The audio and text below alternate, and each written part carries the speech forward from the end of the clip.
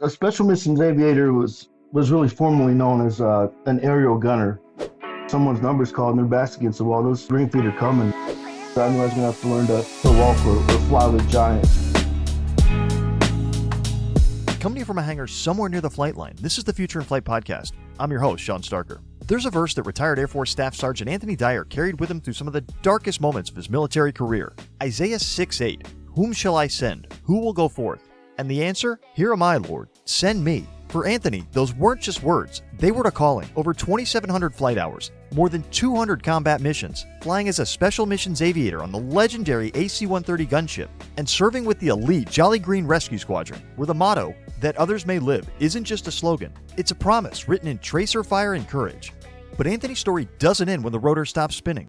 It continues through the struggle with PTSD, the battle with addiction, and ultimately, the decision to pick up a pen instead of a bottle, to write his way towards healing in his new memoir, Moonchild, The Roots and Wings of a USAF Combat Special Missions Aviator. In today's long-form interview, we're talking about sacrifice, resilience, and why optimism is tactical. Let's get right into it. Walk us through what a Special Missions Aviator does and what drew you to that role. Okay, so a Special Missions Aviator was really formerly known as an aerial gunner. Back when I first started flying on the AC-130 H model gunship, it was the traditional AFSC-1 Alpha 7 X1, which would be your aerial gunner. So what the Air Force did was combine your aerial gunner career field with your flight engineer and loadmaster. And so now you got that one guy that can perform all three of those tasks on the AC-130. It's also utilized on the H-860 Payhawk and the CV-22 and the old Hueys. So yeah, what they did was they basically jack of all trades, but you still got to be really knowledgeable of your weapon systems and your aircraft systems to sum it all up. From aerial gunnery to flight engineer, takeoff and landing data to clearing out gun malfunctions, to figuring out how many people you could pick up on a 60, for example. All that stuff combined into one. Golly, that's a lot of roles in one, man. I heard all of it. And then you got to the loadmaster, which everybody plays an absolutely crucial role. But the guy who knows how much stuff you can fit on that airframe is a really clutch link in everything. So you've got that role along with all of the other systems that you're managing. That sounds really, really intense. You must be a guy that can multitask well. Yeah, actually, I do all right at multitasking, but a lot of times there is a checklist that sort of gets me in the right direction. And then a lot of times I've noticed with flying, just common sense will get you a long way as far as making a safe or unsafe decision. Yeah, well, quick tip, if the preceding statement is, "Hey, y'all, watch this," I guarantee it's going to be flyboys like to show off. Yeah, I had a joke the other day. The IFR men's and stuff, and the clouds are like really low. I mean, probably half-mile views, right? Like I said, somewhere there's some WIC pilot or a Top Gun pilot wanted to say the statement, "Hey, let's go stick our nose in it," So. 100% accurate. So you've logged over 2,700 flight hours. You flew more than 200 combat missions. Is there one mission that stands out as particularly defining of that time period? Yeah, so I would say probably the best and worst mission I was on was I was on the H-860 Payhawk at that point. It was on June 8th, 2018 there in East Africa. Long story short, it was a pretty nasty castaback. We ended up seeing the best side of combat search and rescue that day, meaning saving 5 guys, and then one Eagle, one American didn't make it back. That stays with me forever. The Jolly Green, that part of it was about a 5-year part of my career, but that part will always be, those people always be very special. But to me, just everything that comes with the Jolly Green community, just very noble, just humble, just amazing aviators in that world. I knew we were gonna get to that, and it really it has so much to it. Being part of the Jolly Greens, of course, is a legendary group of individuals. Oh, yeah. I mean, the amount of extractions that they have, the amount of CSAR missions that they've flown since their inception is just phenomenal. So it's a squared away outfit. You were part of the 2018 Jolly Green Rescue Mission of the Year. Yeah. Yes, sir, I was. Yep. What do you carry? What is that like, knowing that you were able to be part of a team that went in? And of course, this is a bigger question, but what is it like being part of that team who went in to save that others may live, that you actually lived that, were able to carry that out? Yeah. So I'll preface this with it's definitely a job. Everybody gets, you don't want to have to do, right? Because if you're working, that is somebody's worst day or could be last day, right? But at the same time, if someone's number's called and their back's against the wall, those green feet are coming. That the others may live like that community, we live by that. That's the whole reason for being. A tracer fire both ways. We don't care. We're gonna win.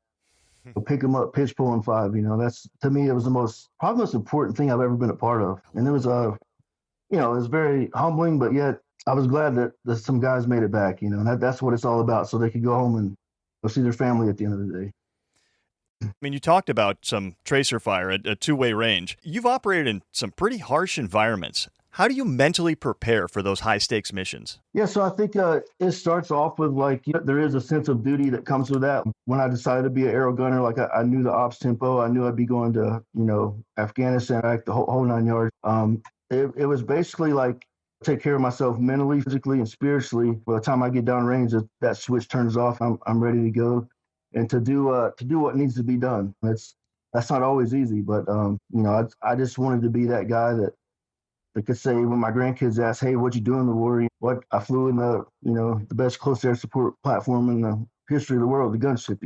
I was in the best rescue unit in the world's ever seen. That way I could have something for them to be proud of. Because at the end of the day, when things happen, you want to conduct yourself in a way that that would make your daughter proud or your son proud. And to me, that's what it was always about. Amen. I'd say mission accomplished so far. So let's talk to those young people who may have a dream of joining the military and maybe flying, but they might be intimidated by the commitment or the overall sound of possibly going off to war. I mean, when you join this organization, as you said, there's a really good chance you're going to a hot zone. Talk to those people for a minute and tell them about that experience. Yeah. So basically, when you sign up, especially on the AC-130 gunship, you're in this, for example, in the 16th Special Operations Squadron, which falls under USOCOM, and you sort of know, going into that, hey, I'm going to be around, iron sharpens iron, right? The best aviators, the best, special operators on the ground. I'm going to get to work hand in hand with those people. And there was a verse I read in a book, I talk about it in the book, the Isaiah 6:8, whom shall I send? Whom will go for us? And I said, here, my Lord, send me. I know that was used in the movie Fury, but even before that, I read that in Dick Couch's book about Chosen Soldier. And to me, I want to be the one to send, I want to be with the guys that go, that is, part of that tip of the spirit. Basically, you sign up for it, knowing that it's something bigger than yourself, and there's a lot of sacrifice with that. And, you want to be someone's, like I said, they're either the ride home or their way home, one way or another. And that, to me, it was always about that purpose. Looking back on what is a long and successful career, what moment made you feel most proud in your Air Force career? I would say probably when you retire, right, and they're reading your different timelines and stuff I haven't thought about in years, and it's I thought back about the 18-year-old kid that was young and dumb. I weighed 160 pounds soaking wet, and then I wanted to, in the end, make a difference. About midway through my career, I was like, man, I want to make a difference. I don't want to sit on the sideline. And I would say that, flying on those two platforms and being around those people, that was the pride of my life, was that Spectre patch and that Jolly Green patch. It's all about, being trusted with someone else's best friend's life. I was proud to be given that responsibility. You're certainly somebody who has earned the right to be associated with those two historic platforms, something that has carried forth from Vietnam all the way to now, still in the office putting in work, and you're just a wonderful part of that story. So let's go and talk about Moonchild a little bit. Talk about what that process was like. Yeah, so the idea of putting words on paper really came to me. I was still in this was my 20th year of taking the Air Force at this point, towards the end, right? And I did my last deployment to Iraq, and it was slow on the gunship or whatnot. Came back and I was like, man, my sense of purpose is gone. And so what started out as a weekend drinking habit, to be honest with you, turned into a daily pint a day at least, just to go to sleep, a drinking habit. So with that, my wife gave me the choice to get help. And then I went to see a psychiatrist, and then part of that process is it was the prolonged therapy, if you've heard of that. And basically, you talk about, they get to the root cause where you write it down. And the idea is to be comfortable being uncomfortable talking about it. And I mean, the first time I talked about it with a psychiatrist and I read what I'd wrote, I cried. Heck, at one point she cried. And that's when I was like, you know what? It's okay to be vulnerable, man. Because all of us just got done with 2 decades of wars. It's okay not to be okay. Now all that's over, you know? And she helped me see that. She's like, she kept saying, hey, you should tell your story. And I said no like, probably 100 times, man. And then, you know, when I got out, you know, I was like, man, like maybe I can pay it forward. Maybe this would help someone if I wrote it down. And, you know, that whole program, Preservation of the Force and Family, has their own psychiatrist. And maybe this will help someone like to get past the pride and go get help, you know, because like I said, we're very normal people doing very unordinary, uncommon things. So it's okay not to be okay. And that's the purpose of this is to help someone reads it and sees a light in it and makes a decision just to get help. So the phrase roots and wings often appears in your message. How does it shape the story of Moonchild? Yeah, so the roots is you know, growing up in Appalachia, I think it's important to know where you come from. But I would come home on leave and I was getting about seeing the same cracks in the road. And I realized like I was doing nothing, you know, there's nothing here for me, but this is what made me the man I am. But a lot of heritage there in Appalachia. But at the same time, I don't leave cracks. Like I said, I wanted to leave craters, you know, and to leave craters, I knew I was gonna have to learn to walk or fly with giants, you know. And so the Air Force gave me my wings, and you know, back home was my roots. And turns out in life you can have both, you know, you really can. And so it's two things I hold, you know, dear to my heart. Writing about trauma in war is it's not an easy task. Were there any chapters that you struggled to get through emotionally? Yeah, I would say probably talk about the obvious with the casted back when someone didn't make it. That's my first time I'd witnessed sacrifice. Someone's brother, someone's son, someone's friend didn't make it. To get that on words, even though I've done the prolonged therapy and stuff like that, and to look past it and say, hey, this may help someone, and to put it out there. And then towards the end, when I talk about, you know, the alcohol isn't part of everything. This I look back at myself and like, man, like I was not a good person. You know, I was like you said, addiction's terrible. Like it brought out the very worst in me is what alcohol did. It robbed me from so much. And just putting that out there was really hard. So, what's one message in Moonchild that you hope every reader, especially young veterans or service members, take away? Yeah, I would say that especially if you're just getting started or younger, right? Like you're going to go through training and, you know, they're training you for basically the worst day of your life. When you get into moments in flights, like you lose all your flares, you got emergencies going on left and right. There's a runaway gun. Oh yeah, the weather's trash too, right? Like what I've learned is that was the whole reason for signing up is because on that day, your very worst day of your life, that's the day that everybody depends on you, whether it's your fellow airman, soldier, Marine, the guys on the ground, your family. That's who depends on you to be the very best on your worst day of your life. And to me, like, take your training, but realize why they're being hard on you, maybe, or realize why it's not easy, right? Like, that's the reason. Excellent. Thank you. That's a great, thoughtful answer. So, how did your Appalachian upbringing influence your voice as a writer? I would say, like, when I talk about, like, the moonshine back home and stuff like that, and just the things I would learn about Appalachia, like when you see the whites of leaves, I know it's about to rain, you know, and basically, I realized like I would get all these basically Charlotte's webs of emotions and words every time I wanted to drink. And instead of picking up a bottle, I picked up a pen and try to make them sound, I guess, somewhat poetic in a book, you know, and make them sound better. So, and that sort of, I guess, dictated how I was going to put my words out and how it would sound. So, Charlotte's Web of Emotion. There it is. I like that. That's rich, man. So let's talk a little bit about mental health, recovery, and resilience. All right. So you're candid, really candid about the challenges of trauma and addiction. How did you begin the journey towards healing? I think the first part of healing was to realize, like, hey, like, you know, to be honest, to know thyself, right? You look in that mirror, you know, man, I have problems. You know, like my wife sees it, my coworker sees it. You know, I talked to a preacher and he was like, hey, like, you know, because at this point I'd lost a lung too. I forgot to mention that earlier, but I got a paralyzed human diaphragm in my left lung. It's, you know, just have a right one now. But basically, I talked to a preacher like, why is all this stuff happening? You know, you know, if God is good, why do bad things happen to good people? All these questions. He's like, listen, son. He's like, you know, life circumstances can make you better or bitter. And that's when I decided, okay, I'm going to choose better. He's right. And that's when I started getting help. Glad he put it out there like that to you. In your view, why do so many veterans struggle silently after they come home? What's something that we can do to help change that? I think it's the sense of purpose I was sort of getting at earlier. You know, you go from these really high stakes jobs, very ordinary people doing this stuff, right? Part of something so big, right? So powerful, and then you come back home. Let's say you get out, right, and next thing you know, like you're doing whatever.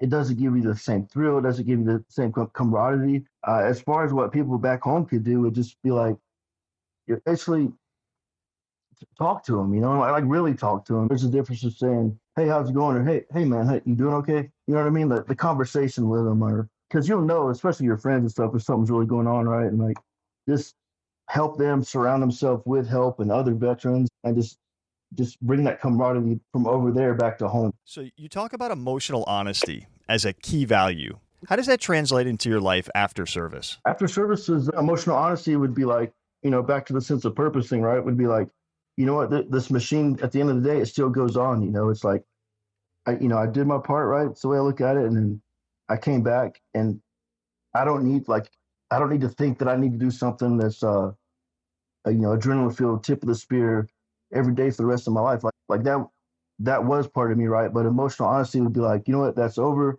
Now I want my legacy to be a good dad, a good son, a good friend. To me, it's finding out what's important and just looking in that mirror every day. Say, hey, how did I make the world better today?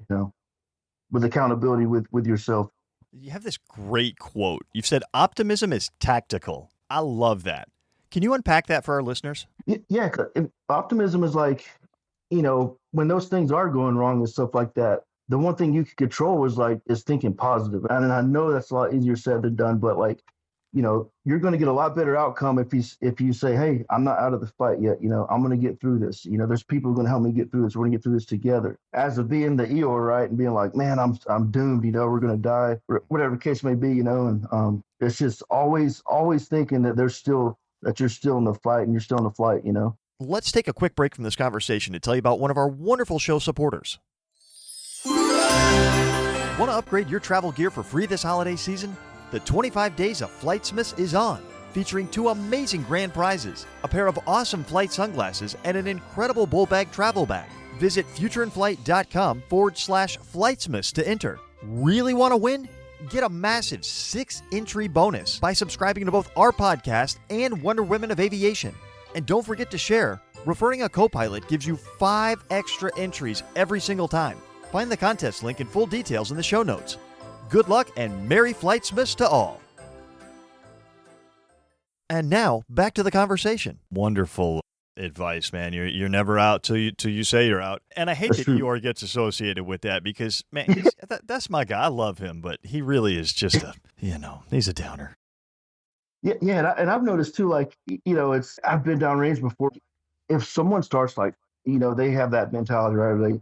They start complaining every day, and I'm around it every day. I'll start to think like that if I don't catch it. You know what I mean? So you always try to find the good in something.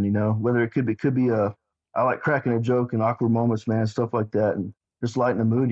There it is. That's a skill. I mean, and it's contagious the other way. That positive energy that'll run through a crowd quite quickly too, as will the negative. So yeah, it's a constant 100%. battle with these negative Nancy's. Oh, yeah. So let's talk a little bit about the group aspect that you mentioned. Now, when you're talking that group camaraderie and hanging out as being something that could really benefit people, soldiers coming back from war and first responders after trauma, in your experience, is that something that they would seek, or is it just best to kind of bring that camaraderie and try to not necessarily force them, but always make that available for them to step into? I think it's something that would need to be made available, because as veterans, we're so far spread out across the U.S., and even parts of the world, to where it's rare that you would get a couple people, right, like that are from the same town you settle down in, all that stuff together. I don't know if the VFW making new friends is like that, but I would say some sort of event to bring, your circle back, your lean on type of dudes and gals back, and then just hang out with them, even if it's once a year. Has social media been any benefit to that? I would say so. Yeah, I would say so 100%. I think social media is, it's crazy how, you're in Florida right now, right? And, we can be on the same page and, same podcast just with a click of a few buttons. And I think it's made us more available and like messaging more available. And that way, like, I don't have an excuse not to like contact my best friend, you know what I mean? So it's there. Absolutely. And one of the things social media has allowed guys to do is on that day, whenever they're having it, I need somebody to call me. And brother, the phone rings off the hook. That's awesome. That's the way it should be. You have your circle. I call it my four quarters over 100 pennies. You call one of your four quarters, and then, that's they're gonna hear you. They understand. They're not gonna let you, you know, uh, God forbid, do something, hurt yourself or whatnot. You know what I mean? To continue that analogy, a lot of these groups have enabled us to leverage four quarters into several thousands of dollars, and it's awesome to Yeah, see the support. I'll definitely, sort of what I would like to do eventually is help veterans write their stories, whatever that looks like. I just don't really know how to yet. So let's talk about a little bit about life after service and what you're doing now. So you're working in modeling and simulation.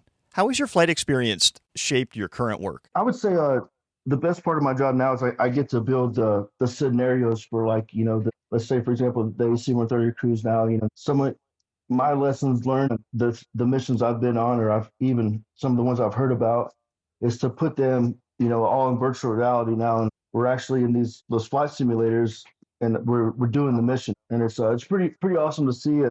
I'm not sure if you're familiar with like the CAE type simulators in the flight safety, but we use those, and we use them every day just to train our Western Air Commandos out here, and it's the best part of that job would be like, hey man, like that scenario was awesome. Like that, when I got done range, that really helped me out. It's all about paying it forward, and I guess in this case, paying it backwards. To this new generation. Every bit as important as Top Gun, taking the lessons from Vietnam and training pilots to be better. I mean, this is the exact same scenario. So do you see simulation and synthetic environments as the future of training? I really do, because just from an economic standpoint, I don't even know what one, let's say, AC-130 training mission would call, but I'm sure it's in the either lower millions or upper hundreds of thousands of dollars.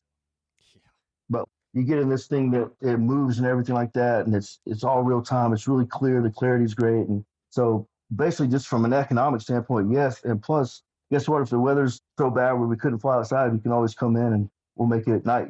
Good point. All weather, 24-hour, really gives you a lot of capabilities. Now, there's a lot of different emergency procedures you can do in a simulator versus the real life. Actual, like, give somebody a prop low pitch or a flame out or something like that. Just see the pilots get the procedures right, and the best part about that is they get so comfortable with it when it does happen. They're like, "Hey, I've been here before 100 times." But that's the beauty of the simulator.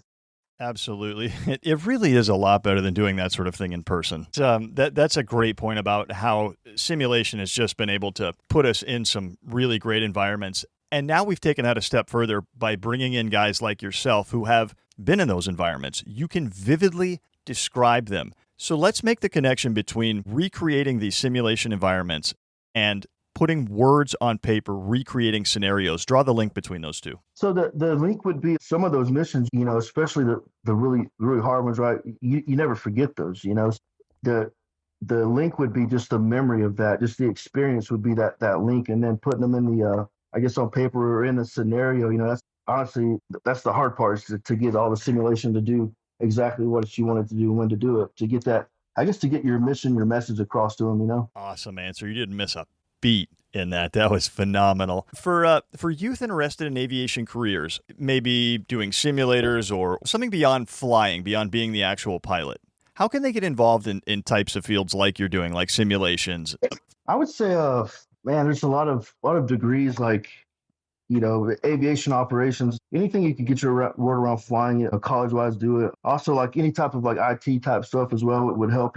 There's certifications like Security Plus or whatnot. All these different things to sort of get your, I guess, that IT type of world, which, to be honest with you, I'm not really good at. Get involved with that stuff, and be like, hey, how can I recreate this but make it as real as I can? Whether that's even the guys that make video games, like, because that's essentially what you're doing if you think about it. Absolutely. Yeah, these are really just sort of high-level video games. So let's continue into that theme and advice where we're talking about legacy, leadership, and purpose. And you've described legacy as more important than a resume. What kind of legacy do you hope to leave personally? See, I hope to leave that.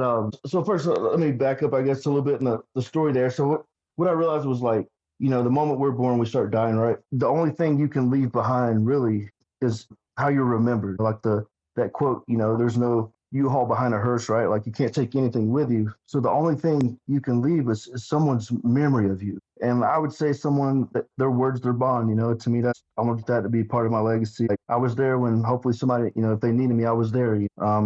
Basically, I'm, someone that meant what they said and served with pride. at the end of the day, live my life, made mistakes, filled out 7, got up 8. I want to be that theme of perseverance and legacy. So, how did your leadership style evolve during your time in combat? Were you always a leader? No, I was never, consider myself I guess like a strategic like leader or something like that. You know what I mean? But I think even the lowest guy on the totem pole could still be a leader. You know what I mean? Whether that's experience and like, I believe a leader, first thing they got to have is empathy. I think empathy is what makes a good leader. Towards the end of my career, I started to develop some empathy. You have to look through their lens. Their perspective is better than my perception. Well said. So, who were some of your greatest mentors, either in the military or in life in general? I would say my dad was probably my greatest mentor. He gave me that. Basically when he joined the Air Force, he was actually at Tampa there when he was in, but he said, "Hey, you know what? I made a decision. Like it's my decision. Like no matter what, like I'm going to stick with it." He would always, often reference the Theodore Roosevelt, "The man in the arena" quote. Meaning that like no matter what you do in life, someone's always not going to like it or they're going to have an opinion about it. What counts is the man in the arena. What type of man in the arena do you want to be? He would always, give me that sort of mentality. So he definitely was helping to build a leader, no doubt. So if you could stand in front of your 18-year-old self, what would you say? I'd ask, are you proud of the man that I've become, or at least I thought I've become, or did I disappoint my 18-year-old self? Did I do the things I want? Did I check my bucket list? Did I live that house money life? Like I was sort of saying earlier on a different angle here, like it's not what you do in life that haunts you. It's what you don't do, right? Did I do everything that I deep down really wanted to do? I would ask myself that question. Two things stand out to me there. Most people would give advice to their younger self. You chose to ask your younger self a question. That speaks volumes about who you are. It's evident in the last answer that you gave about to be a leader is to have empathy. So clearly an established pattern there, Anthony. Yeah, I love it, man. You're different. And in very much a good way. One of the things that at least the Army and the Marine Corps instituted a while back was a reading list, a commandant's reading list, top SAR's reading, whatever it was. Give us the top 3 books on your reading list. I would say The Fearless, the Adam Brown story. That's a really, really awesome story about a Navy SEAL who, he beat addiction himself. You have to read it. It's just awesome about overcoming obstacles, perseverance. Lions of Kandahar, I like that. It's written by a guy. Actually, he lives in North Carolina. A guy named Rusty Bradley. He was a Green Beret, and he talks about the gunship and there being that voice of the angel of death type thing. And then I would say, lastly, think about this for a second. I would say Lone Survivors are always a good one too. I think it shows like the worst thing that could happen to somebody, and then how like no matter what, he was never out of the fight. Marcus Luttrell, right, and he made a way to get back to tell Michael Murphy's story, and that way he could be honored. Like I said, these stories have to live on, or if guys like us don't tell it, then they die. It's great you mentioned them. I met Morgan, and they're great storytellers and a great voice too. I could listen to that voice tell a story all day long. And so the 4th book, obviously, goes without saying, is Moonchild. Yeah, but we'll see how it does and everything. See the reception from everybody, but so far so good. See, people seem to relate to it, and I'm proud of it. Some guys are like, hey man, you published a book, you should be proud of that. And I didn't really want to sound like that, right? But at the same time, it's like, man, I published a book. You don't even think about it until someone tells you that. That's a pretty awesome thing. You are an author. You have a book published. I mean, that's the goal met right there. It's not just. A lot of times we see stuff just make it to market just cause. Man, this is a deep book with some purpose to it. So you're living it, brother. Thank you, brother. Appreciate it. Absolutely. You ready for some fun questions? Yeah, let's shoot from the hip. What's the best piece of advice you've ever received? I would say the when I was talking about circumstances from the preacher said can make you bitter or better, the choice is yours. So that was probably number one to make that conscious decision to be better. If Moonchild became a movie, who would play you, and what song would be like the title theme song to this movie? Oh man, that's a good one. Obviously, I'm more of an Eastbound and Down type of guy. What's his name? Danny McBride. Hopefully he would play me. Right on, man. And I'm sorry, what was the other part of the music, right? Yeah, give me the song in there. man, that's such a think about this. You can't go wrong with Thunderstruck, AC/DC. So There it is. yeah, Thunderstruck, baby. Shout out to AC/DC. Man, thank you.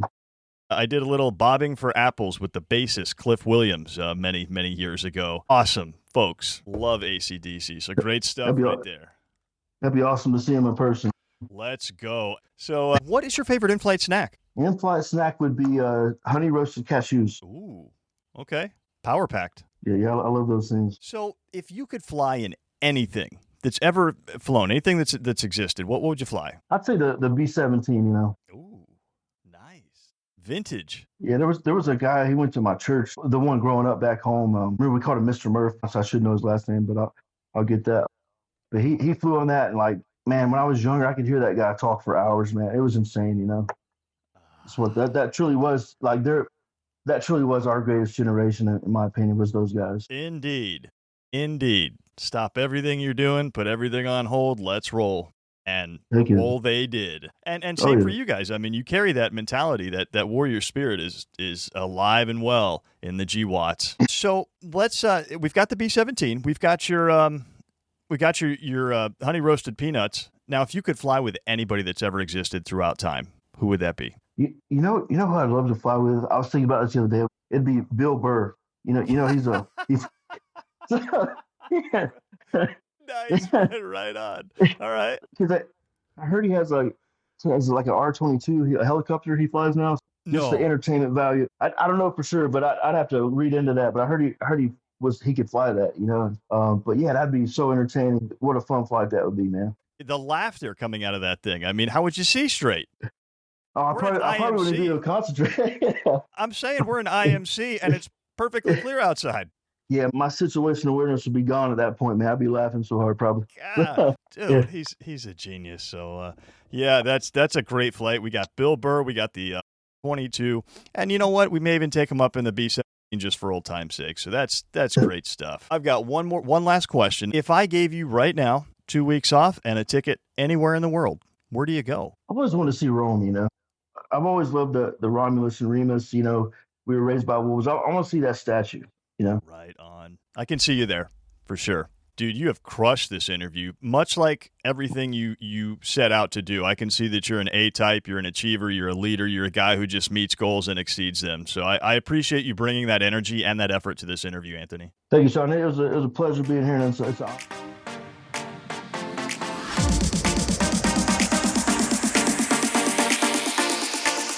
Anthony, thank you for your service, for your vulnerability, and for sharing your story with us today. You're proof that it's okay not to be okay, and that asking for help is one of the bravest things a warrior can do. To our listeners, if Anthony's story resonated with you, do us a favor. Hit that subscribe button and leave us a review. It helps us reach more young people who are dreaming about their future in aviation. And pick up a copy of Anthony's book, Moonchild, The Roots and Wings of a USAF Combat Special Missions Aviator. Available wherever fine books are sold. It's a story of roots and wings, trauma and healing, and the power of choosing to be better, not bitter. Until next time, keep your eyes on the horizon. We'll see you out there and up there.